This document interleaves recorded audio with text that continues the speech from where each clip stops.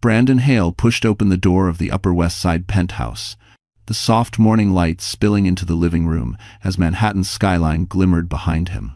His suit jacket was wrinkled, his tie loose, and the faint scent of Sloane Whitmore's perfume still clung to his collar, sharp, floral, impossible to hide. He glanced at his Rolex, 5:17 a.m. Another night, working late. Another lie he told too easily. But something felt wrong. The apartment was too quiet. Usually, at this hour, Emily would be sitting on the couch with their newborn son against her chest, rocking him gently, humming the same lullaby she learned from her grandmother in Arizona. Brandon always complained the melody was too sad, but secretly, it was the only sound that ever made their home feel alive. Tonight, nothing. No humming, no soft breathing, no tiny cries. Brandon frowned, stepping deeper into the living room. The crib that normally sat by the window, gone. The shelves that once held folded baby blankets, empty. Even the faint smell of baby lotion that always lingered in the air had disappeared, as if scrubbed away. "Emily?" Brandon called, voice cracking slightly. No answer. He moved toward the kitchen, irritation rising, rehearsing excuses for why he hadn't come home, preparing to blame Emily for being too sensitive, the same way he always did. But then he saw it. On the marble kitchen island lay a single USB drive beside his house keys. Beside it, a folded sheet of paper. His chest tightened. He opened the note with trembling fingers. "Brandon, by the time you read this, we are gone. I know everything. Every lie. Every night away. You won't find us. My lawyer will contact you. Emily." His heart dropped. Gone? Where could she go? She had no money, no family close by, no home other than this one, a home he made sure was only in his name. He stumbled backward, knocking over a bottle. A cold realization washed over him. Emily hadn't left in desperation. She had left with a plan. And then from the corner of the room he noticed the security camera's tiny red light blinking. Slow, steady, recording. A sinking dread twisted in his gut as he whispered, "What did you do, Emily?" And then he saw what was on the USB. A year before Emily Carter vanished with her newborn, she arrived in New York City with a heart full of hope and a suitcase that still smelled like desert air from Arizona. She had married Brandon Hale only 3 months earlier, an ambitious, sharply dressed financial executive who seemed to know exactly where he was going in life. He held doors open, left flowers on her nightstand, and told her he admired her strength as an ER nurse. Back then, she believed him. Everyone did. Their new penthouse in the Upper West Side felt like a dream she hadn't earned. Floor-to-ceiling windows looked out over Central Park, sunlight spilling over polished oak floors. Brandon had walked her through each room like a proud real estate agent, saying, "This is our fresh start, Em." But she hadn't noticed, because she wasn't looking, that every document he signed carried only his name. At first, life felt ordinary and warm. Emily worked, demanding ER shifts, came home to Brandon cooking pasta while scrolling through emails on his MacBook Pro. He'd kiss her forehead, murmur that she worked too hard, and joke she should let him take care of her forever. She laughed back then. She didn't see the seed of control hidden inside the compliment. The first crack appeared when she missed a dinner party because of a last-minute emergency surgery at the hospital. Brandon's smile fell the second she walked in the door. "You made me look unreliable," he said quietly, almost too calm. Emily apologized. She had been saving someone's life, but the explanation seemed to irritate him more. That night, he slept on the couch. Still, she convinced herself it was stress. He was trying to secure a promotion at the biotech firm. Late-night meetings. High-pressure presentations. Endless networking. She didn't want to be the reason he failed. Months later, when she found out she was pregnant, she ran to him with the test still in hand, laughing and crying. Brandon hugged her, but his smile didn't reach his eyes. "We'll make it work," he said, as if the pregnancy were an obstacle, not a blessing. And yet, for a time, he tried. He attended doctor visits, made smoothies every morning, even bought a tiny pair of navy blue baby socks that Emily kept on her nightstand. But as her belly grew, Brandon grew distant, colder, busier. He began working late, 3, 4, sometimes 5 times a week. Emily would sit at home, rubbing her belly, listening to the echo of her own breathing in the oversized apartment. Her phone would light up with a text. "Don't wait up. Big day tomorrow." She pretended not to notice the smell of perfume clinging to his suit when he came home past midnight. She pretended not to notice when he avoided touching her, avoided touching the growing baby kicks, avoided every conversation that mattered. She told herself marriages had seasons, ups and downs. What she didn't know, what she couldn't know, was that Brandon's betrayal had already begun long before the baby arrived, and the woman responsible was about to step directly into Emily's life. The night Emily first saw Sloane Whitmore, New York City glittered with the kind of winter cold that made the sidewalks shimmer like broken glass. Brandon had insisted they attend a networking gala at the Langham on Fifth Avenue. "It's good for my career," he'd said, adjusting his cufflinks without looking at her. Emily, 6 months pregnant, wore a simple midnight blue dress, her hair pulled back, her face pale from another sleepless night of back pain. They arrived together, but the moment they stepped into the ballroom, Brandon drifted away, swallowed by a crowd of executives in tailored suits. Emily stood near a table of champagne flutes, fingers resting protectively on her belly. She didn't belong there. Everyone could see it, the exhausted wife of a rising star, dressed more simply than the woman at any table. Then she saw her. Sloane Whitmore moved through the room like she owned it.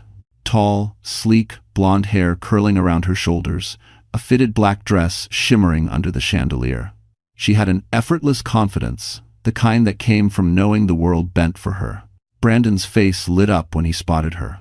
Emily watched him straighten his posture, adjust his tie gestures he had stopped doing for her months ago. He walked toward Sloane with an excitement he didn't try to hide. Sloane turned, smiled, like she'd been waiting just for him. The two leaned in close, too close. She whispered something that made Brandon laugh quietly, a sound Emily hadn't heard from him in weeks. Emily's stomach tightened. Trying to ignore the scene, she walked toward the dessert table, but halfway there, her foot slipped. A sharp pain shot up her spine, and she grabbed the nearest chair to steady herself. Her water glass trembled in her hand. That's when Sloane noticed her. Her eyes scanned Emily slowly, judgmentally, from her tired hair to her swollen belly, to the sensible shoes Emily had worn because her ankles had started swelling. Sloane's smile curled slightly, amused. She whispered into Brandon's ear again. He didn't come to check on Emily. Instead, he placed a hand on Sloane's lower back, light, familiar, intimate. Emily's breath caught. She stared, unable to process what she was seeing. Maybe it was innocent, maybe it was nothing. But something inside her twisted. Then it happened. A photographer snapped a picture. Brandon and Sloane, standing close, too close, their bodies angled toward each other like a couple accustomed to sharing secrets. Brandon didn't flinch. Sloane leaned in, her lips nearly brushing his ear. Emily froze. In that moment, a voice inside her whispered something she had never dared think. He's already chosen her. Emily left the ballroom without saying goodbye. She stepped into the freezing night air, one hand on her belly, the other gripping the railing outside the hotel. She didn't know it yet, but this single night would become the first piece of evidence on the USB that would destroy Brandon's life. In the weeks following the gala at the Langham, something shifted inside Emily Carter quietly, painfully, like a hairline fractured deep beneath the surface. Nothing dramatic happened at first. No screaming matches, no slammed doors. Just a growing stillness inside their penthouse, the kind that settles over a home when two people stop moving toward each other. Brandon came home later and later. He always smelled faintly of something floral, something expensive, something not hers. When Emily asked casually who he'd been meeting, he would sigh, pinching the bridge of his nose like she were an inconvenience. "Emily, I'm building a future for us. Stop reading into everything." But even his excuses had lost their warmth. One night, Emily attempted to rekindle a piece of their old life. She made his favorite dinner, roasted chicken with thyme, garlic mashed potatoes, fresh bread still warm from the oven. It was the first time in weeks she'd cooked. Despite her swollen ankles and aching back, she set the table carefully, even lit candles, hoping the smell of home-cooked food would soften something in him. Brandon walked in at 10:47 p.m.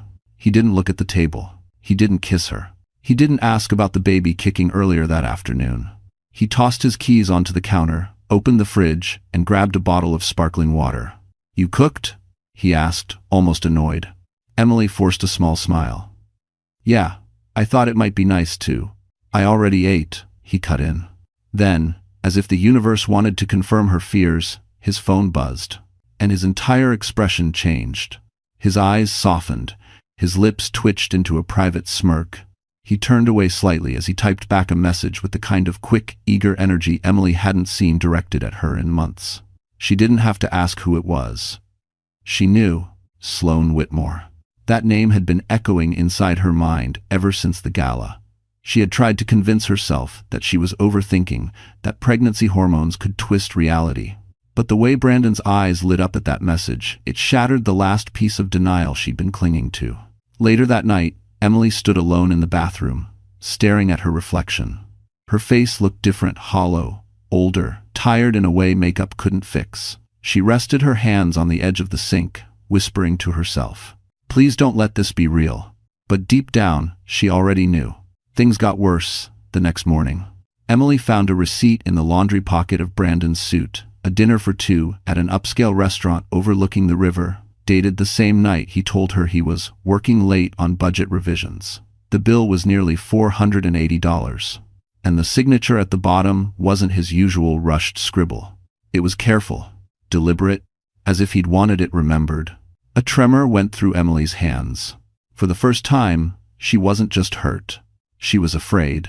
Because now, the cracks in their marriage weren't merely emotional, they were leading somewhere. Somewhere dangerous. The night everything tipped over began quietly, with snow drifting against the windows of the penthouse and the distant hum of traffic from Columbus Avenue.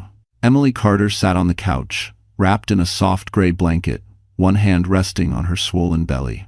She was 8 months pregnant now, and every movement felt heavier, slower, as if the weight of her child mirrored the weight settling on her heart. Brandon had promised he would be home early tonight. "It's our last quiet weekend before the baby comes," he had said that morning, kissing her cheek absent-mindedly before rushing out the door. Emily clung to that sentence all day. She wanted to believe him, needed to believe him. She had even baked the lemon cake he loved, despite the back pain. The apartment smelled sweet and warm for the first time in months. But at 6 p.m., her phone buzzed. A text from Brandon. "Running late. Don't wait up." Her chest tightened. She tried to steady her breathing, but disappointment wrapped around her like a cold blanket. She typed a response, then deleted it. Typed again, deleted. What was the point? He would say she was too emotional, too sensitive, overreacting. End quote. Still, she left the lights on, hoping he might change his mind. By midnight, the cake had gone cold. By 1 a.m., Emily's eyes stung with exhaustion. By 2 a.m., she could no longer keep herself upright. She shuffled to the bedroom, changed into her old cotton pajamas, and crawled into bed alone. At 3:12 a.m., a sharp cramp jolted her awake. Her breath hitched. The cramp intensified, radiating up her spine. Sweat beaded across her forehead. She grabbed her phone and called Brandon. 1 ring, 2 rings, 3. It went to voicemail. She tried again. And again. No answer. Her hands trembled. She needed him. This wasn't normal. The pain was coming too fast, too hard. She dialed 911 with shaking fingers. Moments later, EMTs wheeled her through the lobby as snowflakes drifted into the ambulance. Her vision blurred. She kept asking for her husband. "He's on the way, right? He should be coming. He promised he'd be home early." "Thanks for watching." The EMT exchanged a quiet look with his partner, but said nothing. Emily was still calling Brandon when they arrived at the hospital, tears slipping down her cheeks. Born in the early hours of dawn, her son came into the world small and needing oxygen. Doctors worked around him quickly, gently, reassuringly. Emily kept whispering that his father was coming. But Brandon didn't show up until hours later, hair disheveled, tie missing, shirt wrinkled. He smelled faintly of perfume, the same one Emily had noticed weeks before. And the first words out of his mouth weren't, "Are you okay?" or, "How's the baby?" They were, "Why didn't you wait? You scared me, Emily. You always overreact." Something inside her broke. The first weeks after the premature birth felt like a fog Emily Carter couldn't escape. Every sound in the neonatal unit echoed inside her machines, beeping, nurses whispering, the soft hiss of oxygen flowing into her newborn son's tiny lungs. She sat beside the incubator for hours each day, her hand pressed gently against the glass, whispering promises she hoped she could keep. Brandon rarely visited. He always had a reason, A presentation, a late meeting, a client dinner that absolutely couldn't be moved. When he did appear, it was only for a few minutes, standing stiffly at the foot of the crib, scrolling his phone while Emily rocked their fragile son in her arms. He'd kiss the top of her head distractedly and murmur, "You've got this," before disappearing again. It wasn't comfort. It was dismissal. Some nights, Emily stayed at the hospital so long she forgot what time it was. The nurses, kind, protective, brought her warm tea, blankets, gentle reminders to rest. They noticed things she tried to hide. "You're not alone, honey," one of them said softly. "You don't have to carry all of this by yourself." But she did. Brandon wasn't carrying anything. When the baby was finally strong enough to go home, Emily thought things might get better.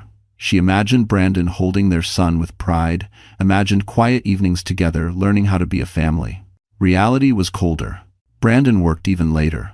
He shut himself in his office, emerging only to complain about noise or ask why dinner wasn't ready. He refused to help with night feedings, claiming he needed sleep for work. Emily, running on 2 hours of rest a day, felt her world shrinking to a single loop. Feed the baby, soothe the baby, keep the baby alive. Her hands shook constantly, her chest felt tight. Every small cry sent panic spiraling through her. Postpartum depression crept in like a shadow, silent, suffocating. She tried to tell Brandon once, late at night. "I think something's wrong with me," she whispered. He didn't look up from his laptop. "You're just tired, Emily. Don't be dramatic." Dramatic? She carried that word like a stone inside her chest. One evening, during a feeding, Emily's vision blurred from exhaustion. She leaned against the wall, sliding slowly to the floor, clutching her son protectively. Tears slipped down her cheeks. She felt invisible, like a ghost inside her own home. That same night, while pacing the hallway to soothe the baby, she passed Brandon's office and froze.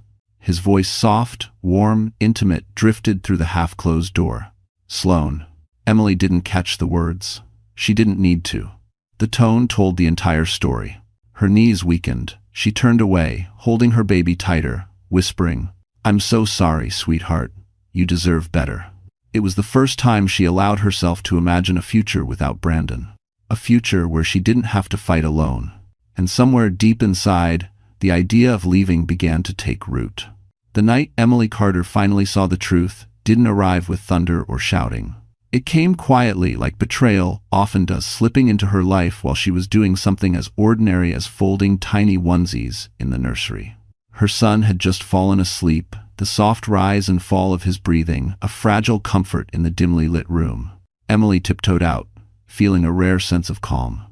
She hadn't slept more than 3 hours straight in weeks, but there was something grounding about holding her baby, feeling his small fingers curl around hers. She walked into the living room to grab her phone from the couch. That's when she saw it. Brandon's laptop was open. He never left it open. He guarded that thing like it contained nuclear codes. The screen was still glowing, the cursor blinking on a message thread. Maybe he'd stepped into the shower. Maybe he'd gone to take a call. Emily hesitated. She wasn't the kind of woman who snooped, but the air felt different. Heavy. Waiting. Her fingers trembled as she stepped closer. A single notification flashed at the top corner of the screen. New message from Sloan Whitmore. Emily froze. Her heartbeat thudded painfully against her ribs as she touched the trackpad. The message thread expanded. At first, she didn't understand what she was looking at, then the meaning hit her like a punch to the chest. There were pictures. Dozens of them. Photos from gala nights, dim hotel lounges, blurred reflections in car windows. Pictures of Brandon with his hand on Sloane's waist, his jacket draped over her shoulders, his lips brushing her hair. Timestamps, dating back to months before Emily gave birth. Even one from the night Emily had gone into labor alone. Her stomach twisted violently. But that wasn't the worst part. Further down the thread, she found documents. Drafts, contracts. A scanned file titled, Revised Prenuptial Addendum, E. Carter. Emily opened it with shaking hands. It was the paperwork Brandon had pressured her to sign when she was 7 months pregnant, claiming it was just a tax update. But this version showed the truth. It stripped her of all marital property. It removed her rights to their home. It limited her claim to spousal support. And it declared Brandon sole financial guardian of their future child. Her breath caught. He had planned everything. prepared for her absence, prepared to replace her. Her vision blurred. She gripped the back of the couch to stay upright, a scream trapped somewhere deep in her chest. Suddenly, a soft sound made her spin around. Her baby cried in the nursery. The innocent, fragile cry snapped something inside her, not in rage, but in clarity. Emily wiped her tears, her jaw tightening with resolve. For the first time, she whispered a new promise to herself and to her son. "We're leaving. I swear to you, we're leaving." What she didn't know was that someone had seen her discovery. Someone who would soon become her most unlikely ally. Emily Carter barely slept the night she discovered Brandon's betrayal. Every time she closed her eyes, the images from his laptop flashed behind her eyelids, the photos, the messages, the legal documents, quietly stealing her future. She lay awake beside her baby, feeling the apartment grow colder around her. By morning, something inside her had hardened. She needed a plan. She needed help. But who could she trust? While pushing her son's stroller through the hospital hallway for his checkup appointment, Emily passed Dr. Olivia Mercer, the seasoned ER chief who'd always shown her unexpected kindness. Olivia paused, noticing the exhaustion etched onto Emily's face. "You look like the world is sitting on your shoulders," Olivia said gently. Emily forced a smile. "It's just motherhood." Olivia didn't buy it. "Come by my office after the appointment. No pressure." Emily nodded, though she wasn't sure she would. Telling anyone what she'd seen felt like standing on the edge of a cliff. After the pediatric checkup, Emily headed toward the elevators, but a man she didn't recognize stepped into her path. Tall, dark hair lightly graying, a suit slightly too casual for a lawyer, but eyes sharp enough to read a room in seconds. "Emily Carter?" he asked, softly. Her pulse spiked. "Do I know you?" He held up a folder, not threatening, but formal. "My name is Adam Reeves. I don't expect you to remember me, but you saved my life last year. Car accident. You were the nurse who kept me awake when my breathing collapsed." Emily blinked, trying to recall. A blurry memory surfaced: blood, shattered glass, a frantic night in the ER. She remembered pressing her hand against a stranger's chest, begging him to stay alive. "You told me to fight," Adam said. "So I did." Her throat tightened. "I'm glad you're okay, but why are you?" Adam lowered his voice. "I saw your husband 2 days after my discharge. He was arguing with a woman in the lobby. Blonde, expensive coat. He was saying things about ensuring you didn't get anything. I didn't think much of it then, but when I heard your name today, I recognized it." Emily's grip tightened on the stroller. Adam continued, "I'm a pro bono attorney now. I help people who have no one in their corner. When I saw you walk past earlier, something looked wrong, so I took a chance." Emily felt her knees weaken. This was too much, too fast. He held out a business card. "If you're in trouble, any kind of trouble, I'll help you. No cost, no conditions. You saved my life, Emily. Let me repay that." She stared at the card. Adam Reeves. Family and protective law. A tremor ran through her. The universe had shown her something. She wasn't alone. "Can we talk? Somewhere private?" Emily whispered. Adam nodded, guiding her toward a quiet consultation room. As the door closed behind them, Emily finally let herself speak the words she had been swallowing for months. "I need to leave my husband. And I need to do it without him ever seeing it coming." For a long moment, after the consultation room door clicked shut, Emily Carter simply breathed, slow, trembling, as if every breath might undo the fragile courage holding her together. Across from her, Adam Reeves waited, calm, steady, the kind of presence she'd forgotten existed in her world. "Start wherever you can," he said gently. Emily opened her mouth, but no words came. Instead, tears filled her eyes, not dramatic sobs, just a quiet overflow, like water slipping through cracks she'd tried to seal for too long. She wiped them quickly, embarrassed. Adam's voice softened. "You're safe here. Take your time." So she did. Piece by piece, Emily laid out the truth. The late nights, the perfume, the photos, the messages, the legal documents meant to erase her. Adam didn't interrupt. He listened with an intensity that made her feel seen, truly seen for the first time in months. When she finished, he exhaled slowly. "Emily, your husband has been planning to take everything, including your son." The room tilted slightly. She gripped the table. "But," Adam continued firmly, "he hasn't succeeded yet. And if you act strategically, not emotionally, you can win this. She swallowed hard. How? Adam leaned forward, pulling a notepad from his folder. First, you need copies of every document you found. Screenshots, scans, anything that proves intent. Second, don't confront him. Not even subtly. He must believe nothing has changed. Emily nodded, fear twisting inside her. Third, Adam said, tapping his pen. You'll need a safe place to go when the time comes. Somewhere he can't track you. He's the kind of man who will look. That's the part I don't have, she whispered. Adam hesitated, then offered something unexpected.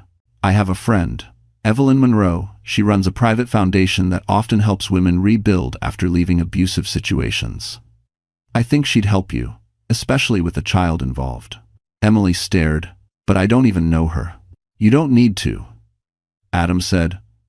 I'll arrange it. The weight on her chest eased, just a little. He continued outlining steps. Open a separate bank account. Move small amounts of cash slowly. Store important documents in a location Brandon couldn't access. Prepare a go bag for the baby.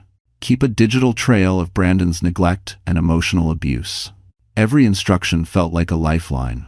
But then, Adam said something that chilled her. And Emily, you can't fail. If Brandon realizes what you're doing, he will try to take custody. Men like him don't lose gracefully. A tremor ran through her. I'm scared, she whispered. I know, he replied. But you're stronger than you think. You survived childbirth alone. You've cared for your son without help. This, he tapped the notes, this is just the next step. Emily looked down at her sleeping baby in the stroller. His tiny fingers curled, peaceful, unaware of the storm around him. I'll do it, she said finally. For him? Adam nodded, a shadow of relief crossing his face. Then he added something that unsettled Emily, though she couldn't yet understand why. Brandon won't see this coming, but someone else might. If he won tense. Before she could ask what he meant, a soft knock interrupted them. A nurse peeked in. Emily, someone's here to see you. Emily frowned. Who? The nurse hesitated. She said her name is Sloane. For a second, Emily thought she'd misheard the nurse. But the name echoed in the narrow hospital hallway like a warning bell. Sloane. Here. Adam straightened, his expression sharpening instantly. Don't react, he whispered. She can smell fear. Is Noel fresh? Emily's heart pounded against her ribs as Sloane Whitmore stepped into the doorway, poised, polished, wrapped in a beige designer coat that looked more like armor than clothing. Her blonde hair was perfectly curled, her lips painted the soft red of a woman who had slept well and lived comfortably. The opposite of Emily. Emily Carter, Sloane said, smiling with the kind of sweetness that always hides venom. I hope this isn't a bad time. If demands. Emily instinctively shifted the stroller closer to her, shielding her baby. Adam moved between them. This is a private consult. You're not allowed in here. Sloane barely acknowledged him. Her eyes stayed locked on Emily, studying, assessing, cataloging every weakness. Relax, she said coolly. I'm not here to cause trouble. That's all you ever cause, Emily said quietly. Sloane's smile twitched but didn't break. I'm here because Brandon is worried. You didn't answer his calls. Enter 7. Calls? Emily checked her phone. 12 missed calls from Brandon. Hours ago. Of course, he hadn't called to apologize or ask how their son was doing. He called because he sensed a shift. Predators always know when prey changes direction. Sloane stepped further into the room. Brandon asked me to talk to you, woman to woman. We're all adults here. We can be civil. Adam scoffed. You should leave before security escorts you. But Emily lifted a trembling hand. It's fine. It's the mendit. Adam shot her a warning look, but stepped back, staying close. Sloane folded her arms, her voice dropping into a tone meant only for Emily. You're overwhelmed. Anyone can see that. Brandon thinks maybe you just need space, time, a break from responsibility. Emily blinked. A break from my own child? Sloane shrugged. Motherhood isn't for everyone. Something inside Emily snapped, not loudly, but unmistakably. A kind of icy clarity washed over her. She had spent months believing she was weak, fragile, losing her grip. But now, watching Sloane deliver rehearsed lines Brandon had probably fed her, Emily felt something else entirely. Anger. Strength. Focus. What exactly is Brandon planning? Emily asked. Sloane hesitated, just a flicker, but Emily saw it. Brandon wants what's best for the baby, she said carefully. He's concerned about your stability. Komskrafter D, Brandon Sauls, and Undater. Brandon Sauls, Dairy 200, Brandon Sauls, Dairy 2, Dayhenden, Dairy 2 Sauls, Dairy 22, Dairy 200, and Esavote. The words sliced through Emily like glass. Adam stepped in sharply. We're done here. Sloane turned to leave, but before she crossed the threshold, she glanced back, her voice soft but cutting. You should think about what's best for your son. Brandon is capable. He doesn't like to lose. Then she walked out. When the door closed, Emily exhaled shakily, gripping the stroller until her knuckles turned white. This changes everything, Adam said quietly. Emily nodded. Because Sloane didn't come to intimidate her. She came because Brandon already suspected Emily was planning to run. And now Emily knew one terrifying truth. If she didn't leave soon, she might lose her baby forever. The moment Sloane's heels clicked away down the hallway, Adam closed the door and turned to Emily with urgency carved across his features. You can't wait any longer, he said. Brandon sent her to test you. If she reports back that you're scared or rattled, he'll move faster. Thanks for watching. Emily's fingers tightened around the stroller handle. The baby stirred softly, unaware of the storm tightening around them. So what do I do? She whispered. Adam grabbed his notepad again, but this time his voice dropped into something sharper, strategic, calculating. We build your escape, but we do it in pieces so small, Brandon won't feel them happening. He drew 3 circles on the page. Circle 1. Documentation. Circle 2. Resources. Circle 3. Disappearance. Emily stared at the circles as if they were magic runes, small shapes holding her future. First, Adam said, tapping Circle 1, you'll continue gathering evidence. Everything he's done: neglect, infidelity, coercion, screenshots, photos, receipts, recordings, if you can get them safely. Emily nodded. I already have some, but not enough. Good. Build a file so thorough no judge could ignore it. He moved to Circle 2. Next, resources. Money, support, shelter. Devna.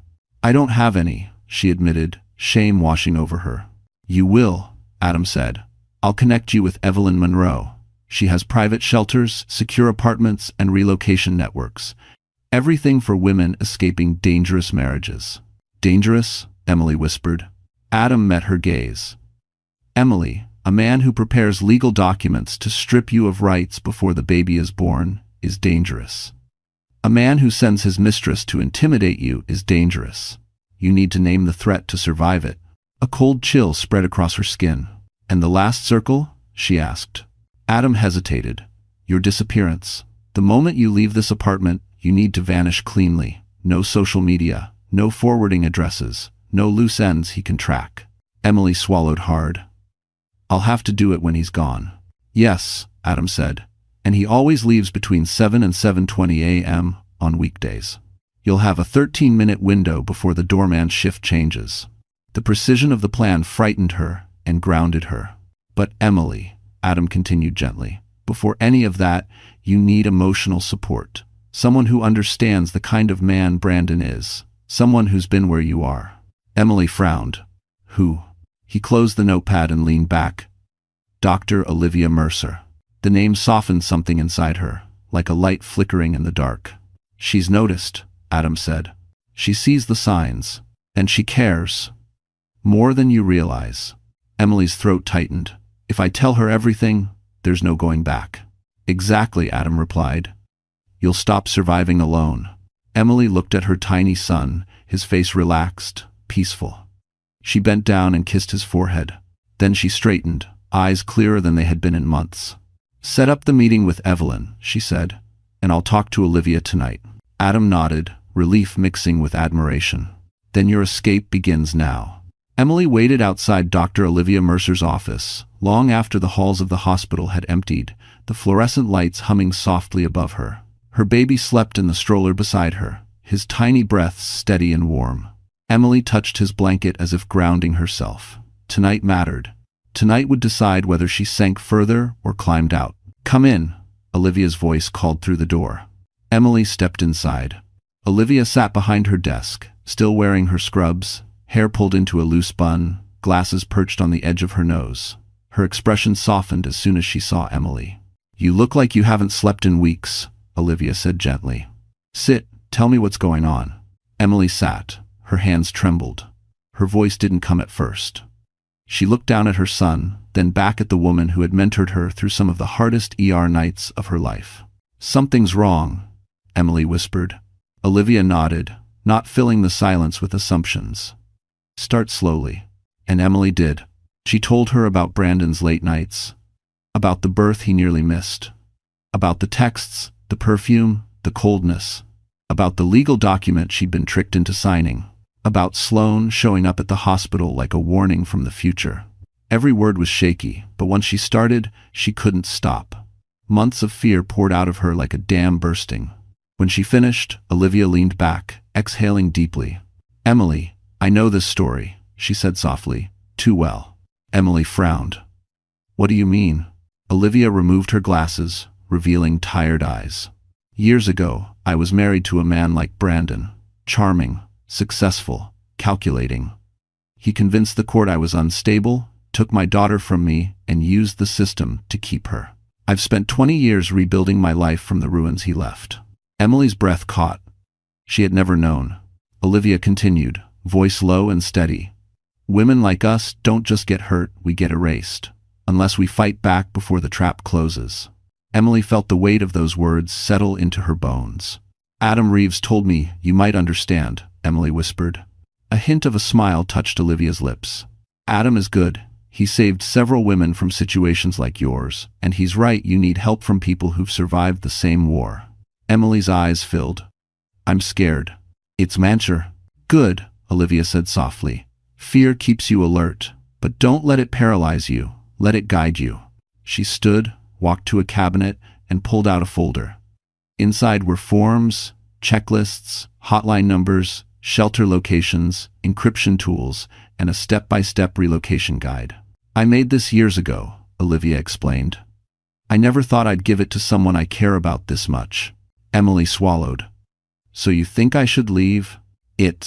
I think," Olivia said, placing a hand over Emily's, "that if you stay, Brandon will take your child, and he will break you to do it." Silence fell.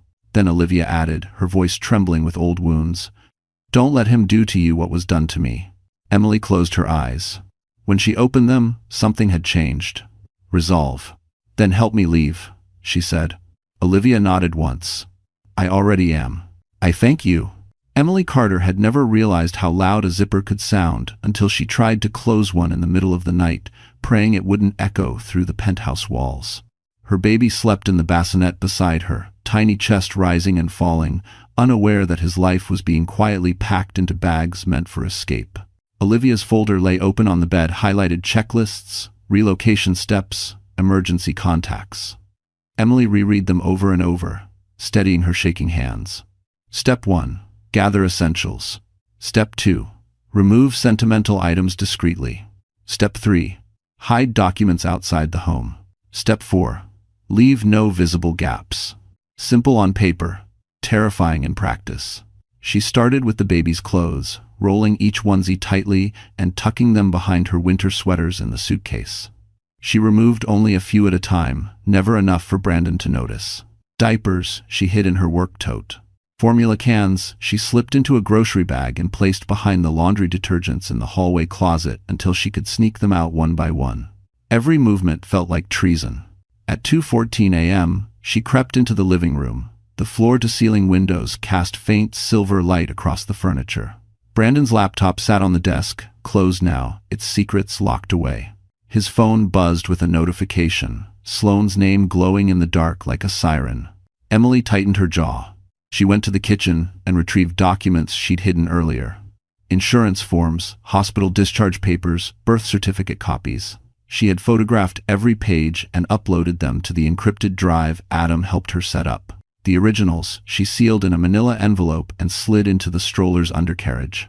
Her heart raced. A creak sounded down the hallway. Emily froze. Brandon's door. Footsteps. She snatched the stroller and slipped into the bathroom, closing the door silently. Her breath caught as Brandon walked past, his silhouette crossing the hallway, barefoot, shirtless, half asleep. "Emily?" he muttered groggily. "Where'd you go?" She clutched her son's stroller tight, praying he wouldn't wake and cry. Brandon wandered into the kitchen, opened a cabinet, and drank straight from a water bottle before stumbling back to bed, never noticing the thin line of light under the bathroom door. When his footsteps faded, Emily allowed her lungs to release the breath she'd been holding. Tears welled, not from fear but from clarity. She couldn't survive like this. Her son couldn't grow up like this. When she emerged, the penthouse looked the same as ever. But to Emily it felt like a stranger's home, cold, sharp-edged, hostile. She finished packing the last item, a small crocheted blanket her grandmother made. The only thing in the apartment that still felt like safety. At 4:07 a.m., she zipped the final compartment and whispered to her sleeping baby, "Just a little longer, sweetheart. We're almost free." Because the escape wasn't happening someday. It was happening soon. And nothing, absolutely nothing, would stop her. 3 days before Emily planned to disappear, a storm rolled over, Manhattan violent, sharp, rattling the windows of the penthouse like warning knocks from fate itself. Emily held her sleeping baby close, his tiny body warm against her chest, while thunder boomed in the distance. Tonight felt dangerous. Brandon had canceled a business trip last minute, claiming a client crisis. He was pacing the living room with a glass of whiskey in hand, restless, suspicious, unpredictable. Emily could sense the shift in him, the way he watched her from the corner of his eye, the way his questions grew sharper. "Where have you been going lately?" he asked suddenly, swirling the ice in his glass. Emily turned slowly, forcing calm into her voice. "Doctor appointments, you know that." He studied her. Too long. Too intensely. Then he stepped closer, brushing a piece of lint from her sweater with the kind of forced tenderness that made her skin crawl. "You seem distracted," he said. "Are you hiding something?" Her breath hitched. Every instinct screamed to run, but she lifted her chin. "I'm exhausted, Brandon. Nothing else." He smirked like he didn't believe her. When he finally walked to the bedroom, Emily sagged against the wall, inhaling shaky breaths. She rocked her baby gently until her heartbeat slowed. She needed time. She needed space. She needed him gone. But that night, something went wrong. At 11:23 p.m., while Emily quietly sorted medical documents into a diaper bag, Brandon's voice erupted from the bedroom. "Emily, get in here." Her heart slammed. She hurried in, pulse hammering. Brandon stood beside her half-open dresser drawer, holding a stack of folded baby clothes she had been slowly removing for the escape. "These weren't here yesterday," he said coldly. Emily froze. I'm organizing, nesting. The pediatrician said I should prepare." He tilted his head, examining her like prey. "Funny, because it looks like you're packing." The words sliced through the air. Emily's palms went cold, her body tensed. Think. You never help with the baby." "So yes, I reorganize things," she said, her voice trembling but defiant. "You wouldn't know where anything is anyway." The jab hit him like she hoped. His irritation flickered, overriding his suspicion, if only for a moment. Brandon tossed the clothes back into the drawer. "Just don't make a mess. I don't like chaos." "Chaos?" Emily wanted to laugh and cry at the same time. When Brandon stepped into the bathroom, Emily slipped back into the hallway and noticed something chilling. His briefcase lay open on the dining table. Inside, a folder labeled Custody Strategy. Her knees nearly buckled. He wasn't just thinking about taking her child, he was planning the legal attack already. And she'd almost been discovered tonight. Emily rushed to the stroller, gripping the handle with white knuckles. "We leave tomorrow," she whispered to her sleeping son. "Not next week, not later, tomorrow." Because staying even one more night under Brandon's roof was no longer survival. It was suicide. Emily didn't sleep the night before she escaped. She sat on the living room floor with her baby in her arms, watching the red digital clock blink from 4:12 a.m. to 4:13 a.m., as if counting down to her new life. Rain tapped against the windows, soft and rhythmic, masking the sound of her trembling breaths. Adam's voice echoed in her mind. "You'll have a 13-minute window, between 7 and 7:13. That's when Brandon leaves, and before the doorman changes, shifts. 13 minutes, that's all you get." She had memorized the plan so thoroughly she could recite it in her sleep. At 5:02 a.m. she texted Adam one word. "Ready." He replied instantly, "Stay invisible. Call only if something goes wrong. Evelyn's driver will wait 1 block east. Black SUV, windows tinted." Emily kissed her son's forehead. "Today, sweetheart," she whispered. "Today we choose freedom." At 6:41 a.m., Brandon emerged from the bedroom, fastening his cufflinks, acting like the man whose life wasn't about to crumble. Emily played her part perfectly calm, tired, submissive. She handed him his travel mug of coffee without meeting his eyes. "Try not to fall apart today," he said casually, slipping into his coat. A flicker of rage burned in her chest, but she kept her face neutral. "Have a good day, Brandon." He paused, searching her expression for something. Suspicion, fear, guilt, anything. But Emily had learned. She showed him nothing. He grunted and walked out the door. The lock clicked. Silence fell. Emily counted to 10 slowly, methodically, before motion snapped back into her body. The next few minutes were a blur of precision. She grabbed the pre-packed diaper bag, slipped the manila envelope of documents into its inner pocket, lifted her sleeping baby from the bassinet, cradling him against her chest, pulled the stroller from the closet and draped a blanket loosely to hide his face. 6:59 a.m. Her breath hitched. This was it. She opened the apartment door, just a crack listening. The hallway was empty, except for the distant hum of the elevator descending. She stepped out, closing the door softly behind her, leaving the life she built and survived inside. Her legs felt both heavy and weightless as she pushed the stroller down the hall. Every sound echoed too loudly. Every shadow felt like a threat. In the lobby, the doorman looked up. "Mrs. Hale?" he said gently. "Heading out early?" Emily forced a smile. "Doctor appointment. Baby's checkup." He nodded and opened the door for her. 7:03 a.m. She was outside. The rain had lightened, misting the air with cool relief. She turned east, her heart pounding as she pushed the stroller through puddles, her shoes splashing silently across the concrete. 1 block. 2. Then she saw it, the black SUV, engine running, windows tinted exactly as Adam promised. Emily quickened her pace, tears blurring her vision. 7:11 a.m. 2 minutes left. The back door opened. A woman's voice whispered, steady and warm. "Emily, I'm Evelyn. You're safe now. Get in." Emily stepped inside. Leaving behind the cage Brandon built for her. Brandon Hale returned to the penthouse that evening, expecting the familiar routine. Emily exhausted, the baby crying, dinner half cold on the counter. He rehearsed the excuses he planned to give: late meetings, client emergencies, the usual lies he told so often they tasted normal now. But the second he stepped into the foyer, he sensed it. Silence. Not peaceful silence, vacant silence.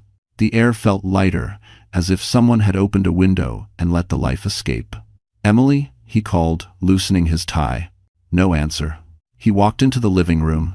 The bassinet gone. The diaper bag gone. No toys on the rug. No blanket on the couch. A strange chill crawled up his spine. He checked the bedroom next. Emily's dresser drawers were shut, neat, almost too neat. He swung open the closet door. Her clothes were missing. Not all of them, only the ones she wore regularly. Just enough to disappear without making the absence obvious to an unobservant man. But Brandon noticed now. He felt something unfamiliar clawing at his chest. Panic. "Emily!" he shouted louder. Still nothing. He stormed back into the hallway, pulling out his phone. 12 calls made earlier, none answered. He dialed again. Straight to voicemail. He dialed the pediatrician. No, the baby hadn't been brought in today. He dialed Emily's sister, immediate block tone. He dialed the hospital, no record of Emily working today, no emergency check-in. Sweat gathered along his hairline. "This isn't funny," he muttered to the empty room. A glint on the kitchen counter caught his attention. A USB drive. Placed deliberately. Waiting. Beside it, a folded note. His hands shook as he opened it. "Brandon, you won't find us.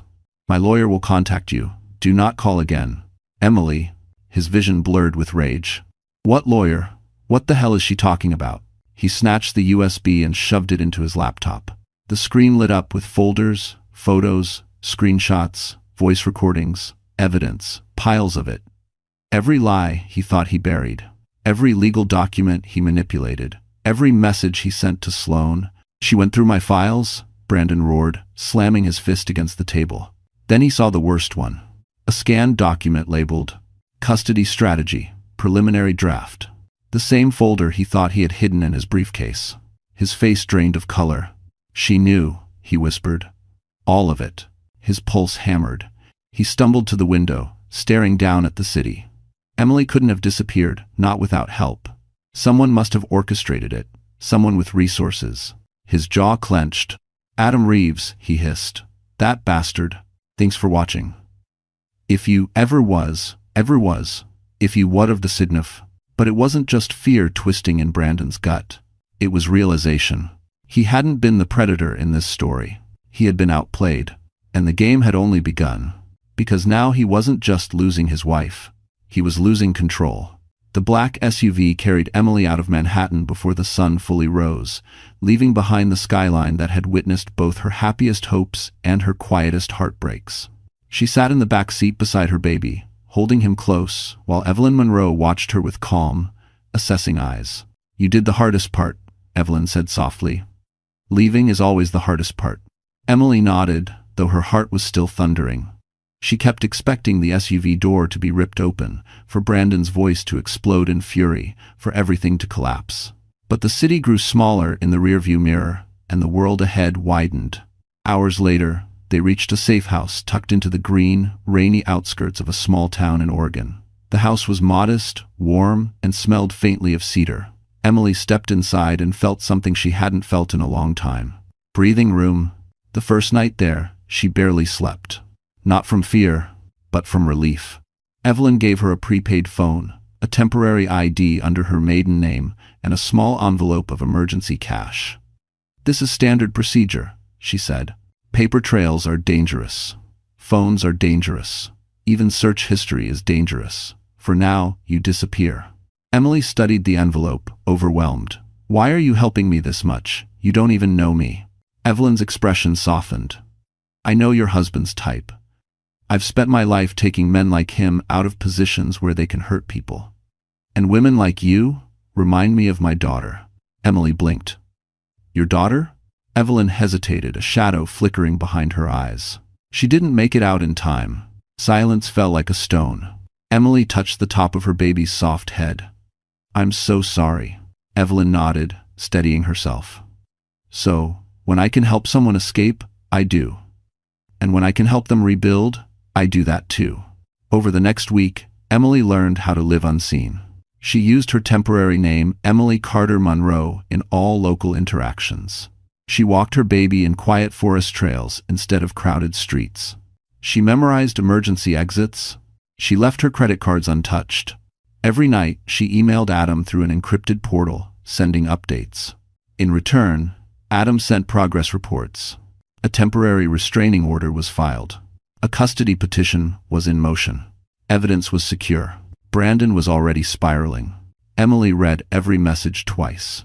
One afternoon, while rocking her baby by the window, Emily whispered, "We're safe now, sweetheart." But as the words left her lips, she realized something. Safety wasn't the end of the story. Safety was only the beginning. She needed purpose, a future, a way to stand on her own. And that's when Evelyn approached her with a folder. Inside were job postings at a medical AI startup expanding to Oregon, remote-friendly, flexible schedules, nursing expertise preferred. I think, Evelyn said, you're ready for more than survival. Emily felt her heartbeat quicken. For the first time in months, she allowed herself to imagine a life not built in fear, but in possibility. The first time Emily Carter walked into the small medical AI office in Oregon, she felt like an imposter.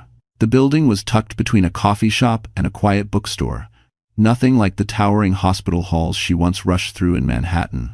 Her baby was in a carrier pressed against her chest, warm and calm, unaware that his mother was about to begin again. Evelyn walked beside her, projecting confidence like a shield. You're not here as a charity case, she reminded Emily. You're here because you're smart, capable, and because your experience can save this company years of mistakes. Emily nodded, though doubt fluttered in her chest. Inside the office, soft, natural light filled the room. A small team of engineers typed quietly, surrounded by whiteboards covered in patient flow diagrams. One of them, a young woman with bright eyes, looked up. "You must be Emily," she said warmly. "Evelyn told us you used to work ER. That's intense." Emily smiled shyly. "It was. But it teaches you how to think fast." "That's exactly what we need," another engineer chimed in. "We're building triage prediction models. We need someone who understands real patients, not just data." The words hit her unexpectedly hard. Someone wanted her input. Someone valued her mind. Someone believed she had something to offer. It felt foreign, but good. Over the next few days, Emily took on a consulting role part-time, flexible hours. She joined team meetings, offering feedback on patient prompts, helping identify gaps that only someone with real hospital experience could catch. The engineers listened, really listened, writing down every suggestion she made. For the first time in a long while, Emily wasn't surviving. She was contributing. At night, after feeding her son, she worked quietly at a small desk in the safe house, typing notes, reviewing case studies, sketching triage flowcharts. The glow of the laptop screen illuminated her face, not with exhaustion, but with purpose. One evening, Evelyn stopped by with takeout. "You look different," she observed. Emily blinked. "Different how?" "Like someone who remembers she has a future." Emily looked down at her baby, sleeping peacefully in the bassinet. "I want to build something for him. Something stable, something I control." Evelyn smiled. "And you will." Later that week, Adam called through the encrypted line. Emily answered, nerves twisting. "Emily," he said, "Brandon filed an emergency custody petition." Her stomach dropped. "Already?" "Yes, but it won't go his way. The judge denied it immediately, lack of evidence, and his behavior raised red flags. Your documentation helped. A lot." Emily almost collapsed in relief. "Thank you, Adam." "There's more," he added. "He's panicking. He's hired private investigators. But don't worry, they're nowhere near you." Emily's pulse steadied. She wasn't powerless. She wasn't cornered. She wasn't alone. After the call, she stepped outside into the cool Oregon evening. Pine trees whispered overhead. The world felt bigger than the pain she fled. She held her baby close and whispered, "We're going to be okay, I promise." For the first time, the words felt true. 3 years passed, like a quiet transformation Emily Carter never could have imagined back in Manhattan. Oregon's misty mornings became her new rhythm. The medical AI startup became her second home. With Evelyn's mentorship and the team's support, Emily rose from consultant to project lead, then to director of clinical integration, a role she shaped with her own hands. And her son, now a bright, curious toddler with gentle eyes, grew up surrounded by warmth instead of fear. Emily had built a new life. A life without Brandon. A life she controlled. But the world had a way of circling back. In early spring, Evelyn approached her with a calm smile that meant something big was coming. "You're ready," she said, placing a conference badge on the table. "We're sending you to represent the company at the National Healthcare Innovation Summit." Emily picked up the badge, reading the location printed boldly across the top. The Plaza Hotel, New York City. Her breath caught. Returning to Manhattan wasn't just a trip, it was a test. A confrontation. A chance to stand on ground where she had once fled for her life. Evelyn squeezed her shoulder. "Your past no longer owns you. Go show the world who you've become." 2 weeks later, Emily stepped out of a black car in front of the plaza. The same iconic white facade, the same spinning doors. But this time, she walked in not as a trembling wife, but as a leader with a purpose. Inside, the ballroom glittered with chandeliers and polished marble. Doctors, investors, CEOs, hundreds of them. Yet conversations paused for a moment as Emily passed. There was something commanding about her presence now. Her tailored suit, her steady posture, the quiet confidence shaped not from privilege but from survival. While pinning her badge to her lapel, Emily caught her reflection in a gilded mirror. She barely recognized the woman staring back, and neither would Brandon. Adam had warned her he might be here, his company was on the sponsor list, but she didn't flinch. She wasn't hiding anymore. During her keynote session, Emily spoke about predictive triage and the future of patient-centered AI. Her voice was steady, her explanations clear. The audience was transfixed. They weren't seeing a former ER nurse who once cried in hospital bathrooms. They were seeing a visionary. After the applause faded, a familiar voice cut through the crowd. "Emily." She froze. Brandon Hale stood a few feet away, thinner, darker circles under his eyes, suit slightly wrinkled. His confidence was gone, replaced by something like disbelief. "It's really you," he breathed. "You look different." Emily turned fully, her expression neutral, powerful. "I am different." He swallowed hard. "I've been looking for you for years. Emily, please, we need to talk." She paused, letting silence stretch, letting consequence settle on him like weight. Then she said quietly, "The only conversation we'll have is in court." Brandon's face paled. Because for the first time, Emily wasn't the one afraid. The courtroom was bright, too bright, almost blinding. Sunlight streamed through tall windows, illuminating every polished surface, every murmured breath, every trembling truth that could no longer be hidden. Emily Carter sat beside Adam Reeves, her back straight, her eyes calm. She wore a soft charcoal suit, hair pinned neatly, hands resting gently on her lap. This was not the woman Brandon Hale once tried to break. This was the woman he created by underestimating her. Brandon entered with a swagger he couldn't quite maintain. His jaw was tight, his suit slightly rumpled, his eyes flickering between fear and outrage. He expected Emily to look fragile, thin, overwhelmed, unstable. Instead, she radiated control. It unsettled him so deeply that his steps faltered. The judge called the session to order. Adam stood first, presenting a meticulously organized case, evidence of emotional neglect, digital trails of Brandon's affair, screenshots of coercive financial documents, proof of a premeditated custody grab, testimony from Dr. Olivia Mercer, expert analysis from a psychologist verifying Emily's postpartum struggles and Brandon's manipulation. Each piece hit like a hammer. Brandon's attorney objected again and again, but the judge overruled almost every attempt. Facts were hard to argue with, especially when the USB Emily left behind was full of Brandon's own incriminating words. When it was Brandon's turn to speak, he tried to regain control. "She left without warning," he said through clenched teeth. "She kidnapped my son." But the judge's gaze sharpened. "Mr. Hale, the evidence clearly shows you created an unsafe environment, Mrs. Carter's decision to leave was protective, not malicious." Brandon's face reddened. He glanced at Emily, desperate, imploring, furious. "You ruined my life," he hissed under his breath. Emily didn't react. She didn't need to. His ruin was self-made. When the judge returned from recess, silence thickened the air. "For custody," the judge began. "The court grants full physical and legal custody of the child to Mrs. Emily Carter." Brandon stumbled back into his chair, stunned. The judge continued. "Additionally, due to Mr. Hale's coercive financial conduct, the court orders substantial restitution, including back support, attorney fees, and long-term supervised visitation."